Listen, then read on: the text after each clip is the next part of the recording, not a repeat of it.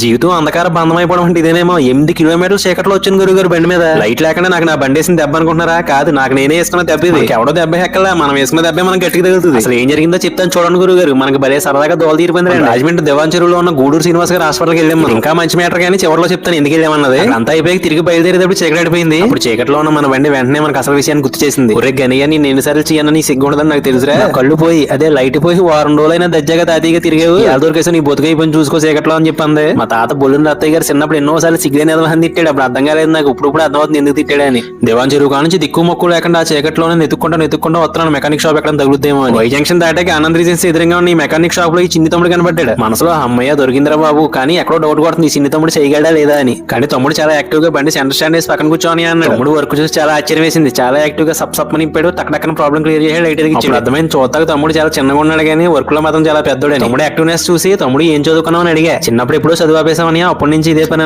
పెద్ద బైకులు అంటే 150 cc గా నుంచి 220 cc ఇంకా పైన ఉన్న బైకులు వర్క్లన్నీ చేస్తాడండి తమ్ముడు. ఇలాంటి సంఘటనలు చూసినప్పుడు నాకు ఒక విషయం బాగా గుర్తొస్తుంది గురుగారు. ఏదో ఒక ఉద్యోగం అవుతుంది చదివేద్దాం అని చెప్పి డిగ్రీలు పీజీలు చదివిన నాలాంటైనా ఏదో రోజు బతకలేరేమో. ఈ తమ్ముళ్ళలాగా ఏదో ఒక పని పర్ఫెక్ట్ గా కాన్ఫిడెంట్ గా నేర్చుకున్న వాళ్ళు మాత్రం ధైర్యంగా బతకగలరండి. చేతిలో పని ఉన్నోడికి ఎప్పుడు చేతి నిండా పని ఉంటుంది. అదేంటి గురుగారు, ఇప్పుడు దాకా నేను చెప్పిన ఈ విషయం మీద మీరేమనుకుంటున్నారో కామెంట్ లో సెలవిచ్చుకోండి. తమ్ముడు చాలా పద్ధతిగా నవ్వుతా చాలా బాగా మాట్లాడాడు. లైఫ్ లో ఇంకా బాగా సక్సెస్ అవ్వాలి మనస్ఫూర్తిగా కోరుకుంటున్నాం. ఇంతకీ నేను గూడూరు శ్రీనివాస్ గారి హాస్పిటల్కి ఎందుకు వెళ్ళానంటే నాకు ఆస్తమా ఉంది. చాలా కాలంగా అక్కడే మెడిసిన్ వాడుతున్నాం, ఇబ్బంది ఏం లేదు, ఆరోగ్యంగా ఉన్నాం. ఒంట్లో ఇలా ఏదో ఉండాలి గురువు గారు, ఆస్తమయో బీపీఓ షుగర్ అలాంటివి. అప్పుడే మనకు ఆరోగ్యం మీద శ్రద్ధ వస్తుంది, లేదని పట్టించుకోం. అదే మ్యాటర్. ఉంటాను గురువు గారు.